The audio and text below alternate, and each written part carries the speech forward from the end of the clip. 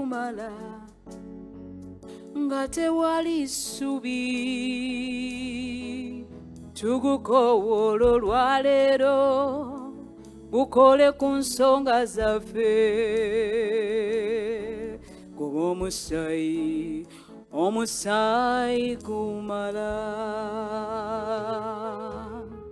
omusaayi gwa Yesu gumala okunaaza buli bbala nze kanyinyike engoye mu musaayi gwe siritya waliyita erinnya lyange